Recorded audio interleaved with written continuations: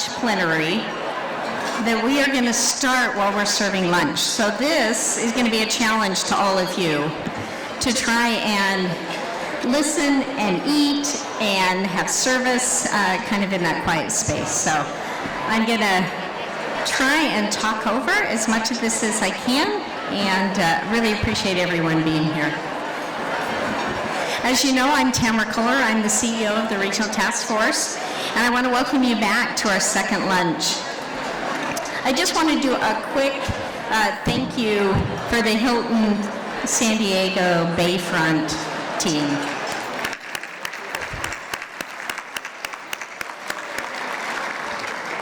I'm just saying I have the chance to work in hospitality, and it is a challenge, and they have an amazing wait staff, but they also have an amazing back office that supported us. We worked with them for months to put this together, to understand the needs of the community, having intimate spaces, but bigger spaces.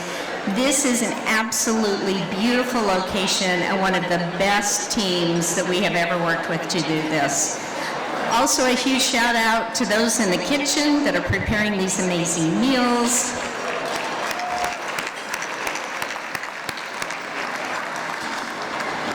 We also use an amazing team at OnStar, our AV team. They make us sound good, they make us look good, they pay attention to our agenda. So a huge shout out to OnStar on-site. You know, this is the second year that they have supported us, and I think it's a match made in heaven. So really appreciate them and everything that they have done for us. I also want to acknowledge an amazing partnership that we missed in our morning thank yous, and it's twofold. This is for VVSD. Where's my VVSD team? This team, led by Akila Templeton, who is on my board, who is a fierce and effective leader in this space. I want to just follow her around and learn from her wisdom, her grace, and example. But they are also a silver sponsor this year, and I want them to know not only do I appreciate them showing up, speaking up, leading in that way, but also, like everyone else, when someone's willing to financially support your dreams, that is everything. So VVSD. And along those lines, I want to again thank our title sponsor. I have to say, the first year we did our conference and we said, hey, we want to do this thing in San Diego, Kim and the team at Blue Shield of California Promise Health Plan said, we want to be your title sponsor without any reservation. This team, these women are, have our back, have a vision and a desire to serve San Diegans and us, and I just am deeply appreciative and in awe. And along with their incredible support, we're also really fortunate of the things that they are doing in the community. And I want to introduce you to one of their amazing individuals, Dr. Manisha Sharma. I don't know how many of you know her, but if you don't, you need to know her because she is a force and someone who became a dear friend in Squares and Zoom. How many people made friends with Squares and Zoom? And when I had the chance to meet her in person yesterday, I literally had chills. Dear, you are amazing. So come up and join me. She's going to give us a little bit about what they're doing, and you guys are just going to be so inspired. Thank you. Thank you. Oh my. Thank you. Appreciate it.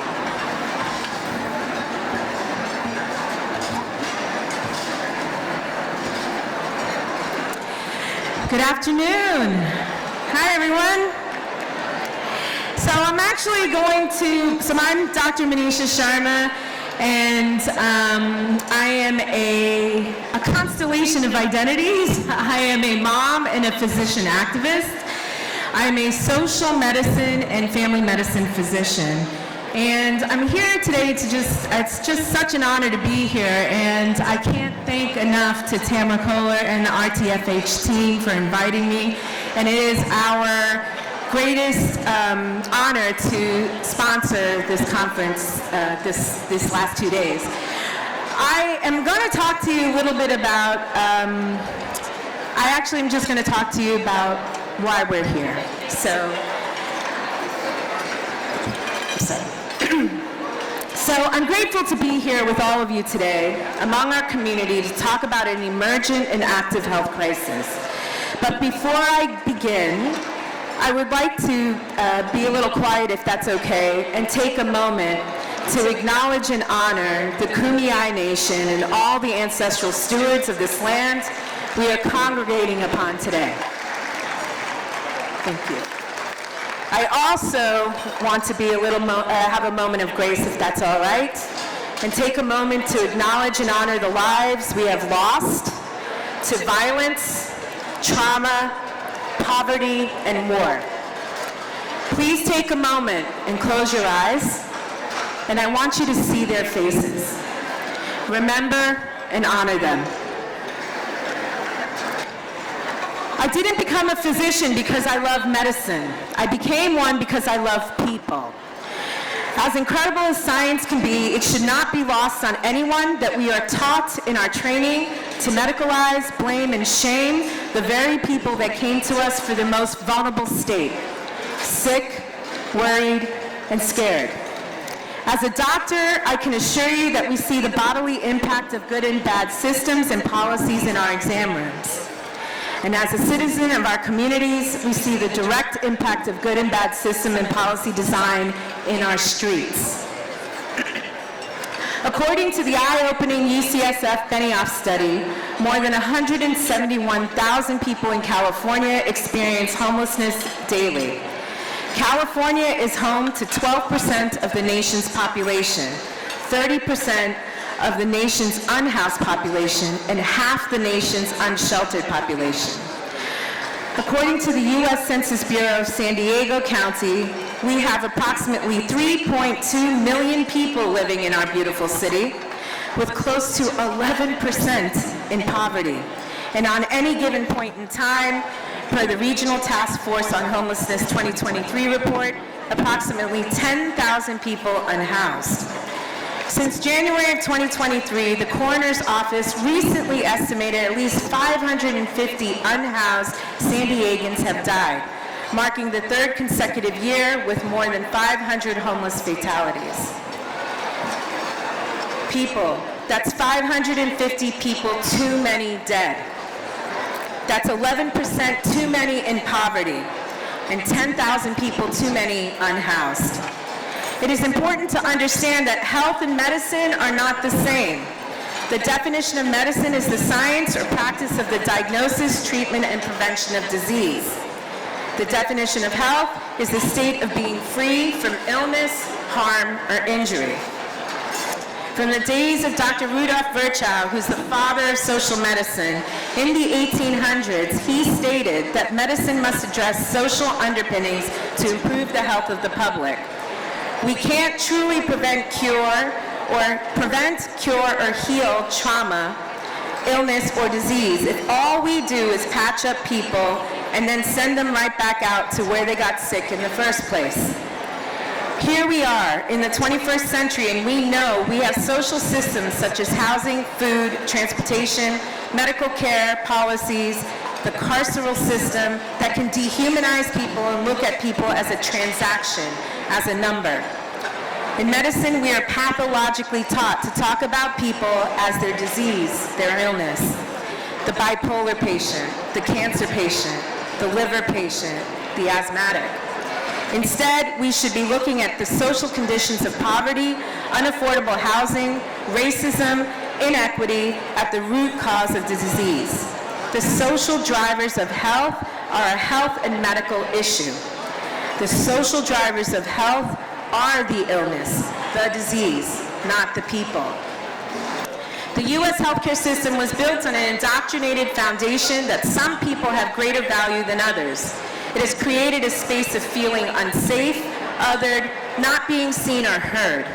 Instead, our healthcare system should be creating a space and place that makes our communities feel protected.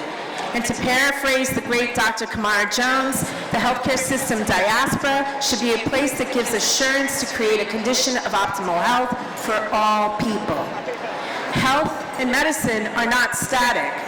They are dynamic, ever-changing, and requires a fundamental centering around our community. We all want the same thing: clean air, food, shelter, sense of personal safety, security, and a sense of being loved and belonging, and the desire to be most that one can be. It requires delivery of safe care with dignity, respect, and humanity. And most importantly, it requires the delivery of trust. We must constantly reflect on redefining what it actually means to deliver medicine and health, to deliver care, to deliver trust. To do this work, we must build towards a system that stops asking what is the matter with people and starts building towards what matters to people, what happened to people. It requires to step out of the status quo and into a space of human-centeredness. It requires acknowledging and reflecting on how to use data and technology as not the bells and whistles, but as an instrument to tell the stories of our people, our communities, and what medicine, health, and care means to them. The narrative through data and technology gives us an opportunity to know where our community members have been harmed, where they have been helped, and where people can gain access and opportunities to live their healthiest lives, to not only survive, but to thrive. So I'm going to leave you with 4 ways that I've been taught by my mentors and those whose shoulders I stand upon that each one of us in this room can take as an action and do immediately. Number 1, know that each and every one of us has a role, especially those with political and financial power. Do better and be better. Listen to what our communities are telling you. This requires deep reflection in examining what piece of the system that are currently in place that are exacerbating the pathway for people to become unhoused. What systems that are in place that have become the barriers in preventing people from thriving and having the opportunity to live their healthiest lives.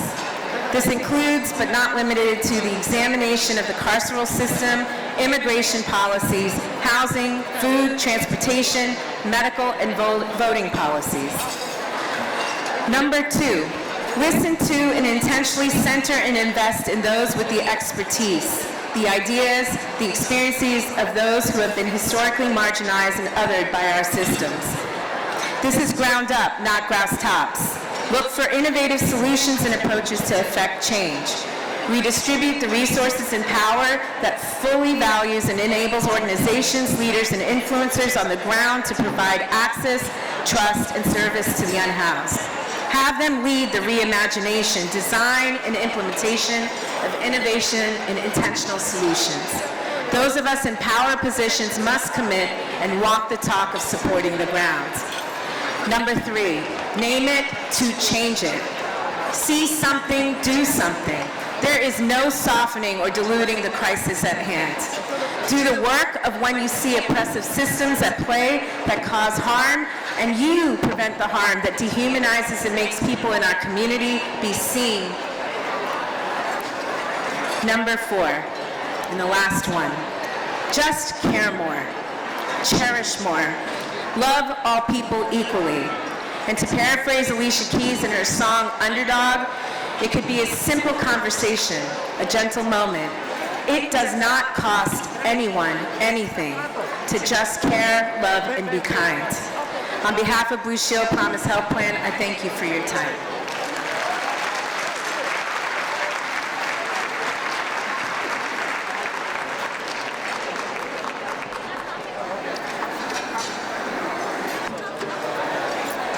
She's a hard act to follow. I told you you'd be inspired. I am always in awe of her wisdom, but also her efforts. She is boots on the ground as well and cares deeply and puts all of her talents in play.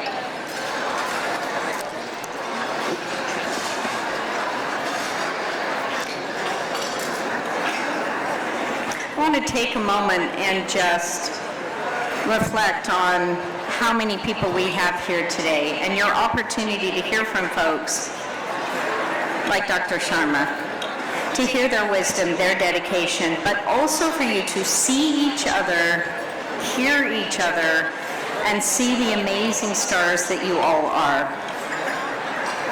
I'm honored to welcome and bring up, we have two amazing electeds who are partners in this work, who are champions for me, to share a little bit with us. So I'm going to welcome up, and it's my honor to introduce Councilmember Joe LaCava, who's going to do a special presentation for us.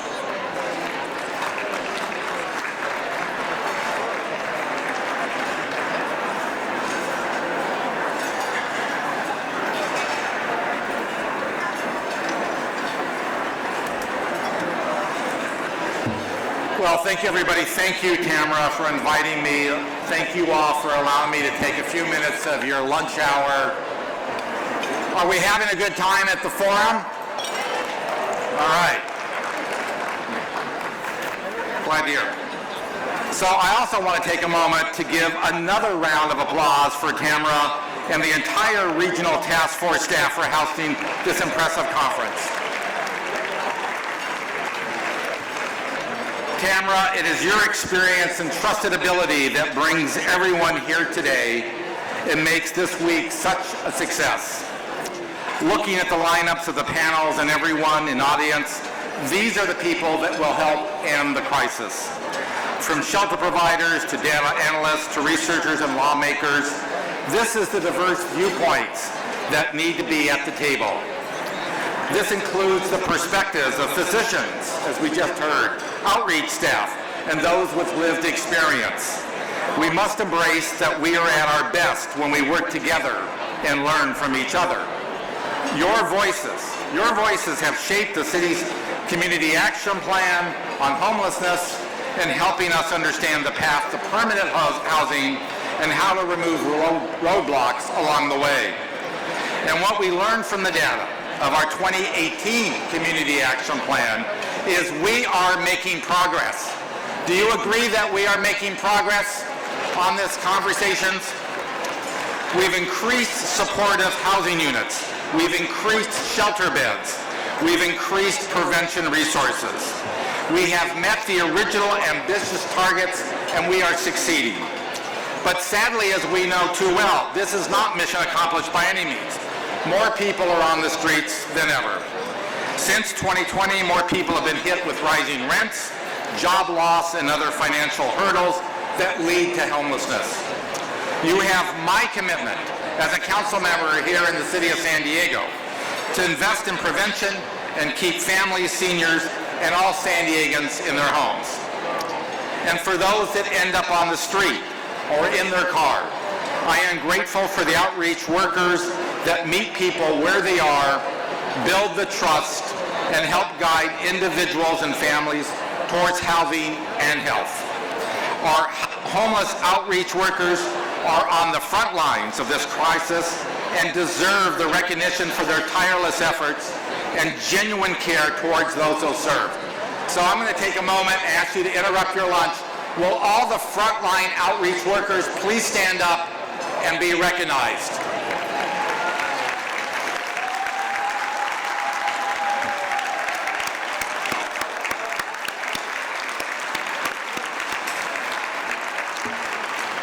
You deserve no less. And as a small token in recognition, it is for this reason that the City of San Diego has declared today, December 6th, as Homeless Street Outreach Worker Appreciation Day in the City of San Diego.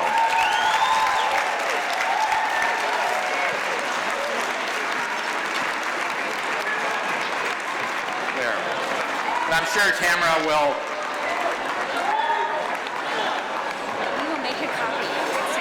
Yeah, well, as Tamara just offered, she'll be making copies and we'll distribute it to as many as we can to all of you. So with that, I now have the distinct honor and pleasure to introduce a true champion for ending homelessness in San Diego. We have with us Assemblymember Chris Ward, who serves the 78th District in the state legislature. And just a few words, during his service as a council member for the city of San Diego, he led the development of the city's community action plan on homelessness. He expanded outreach in the city, and he chaired the regional task force on homelessness. And as his parting gift, most importantly, he had the foresight to hire Tamara as the CEO of the regional task force. And now, if you haven't heard, he is now the new chair of the Assembly Committee on Housing and Community Development, and I can't imagine anyone better to lead that committee. He will do great things. So with that, please give a warm welcome to Assembly Member Chris Ward.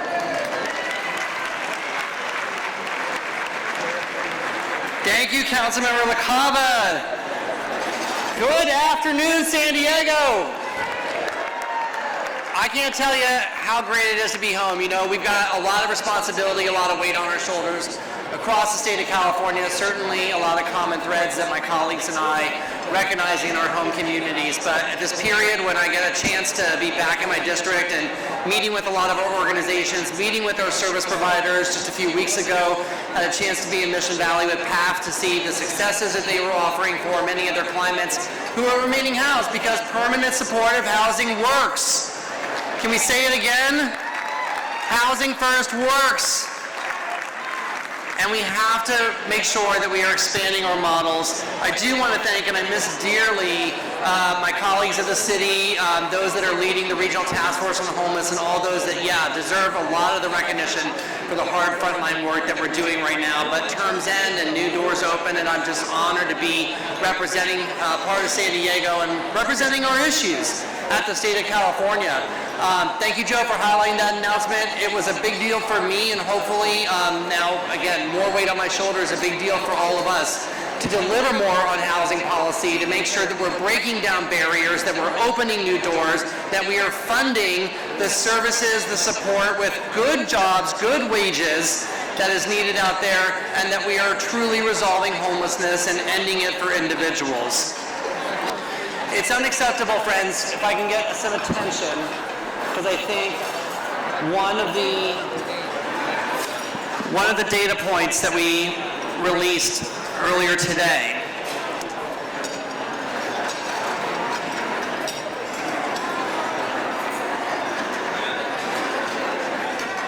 we've got a lot of conversation going on, and that's great. You're talking about the things that you work together on, things that you've heard at this conference. I've got a great speaker to introduce in just a second that I know you're going to want to hear directly from.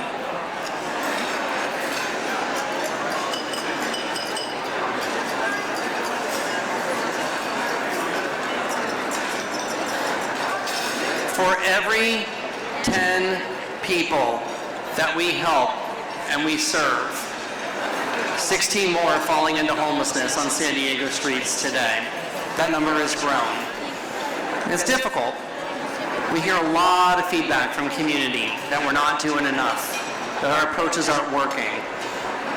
And we do the hard work. You do the hard work. It's difficult. It's emotional. It's important. It's life-saving.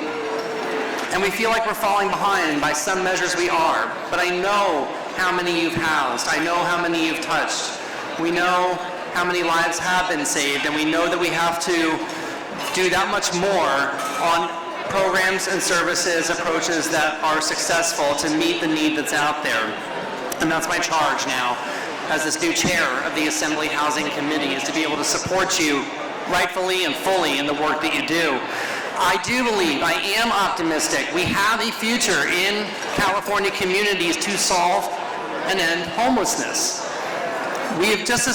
A lot of this comes down to political will, and I've seen with colleagues, we've seen a lot of transformation, a lot more willingness to say yes to programs and to housing and to policies that make a difference. We've seen increased statewide investments, and so even in difficult budget years, my colleagues and I, we are holding the line on that and saying we must do more.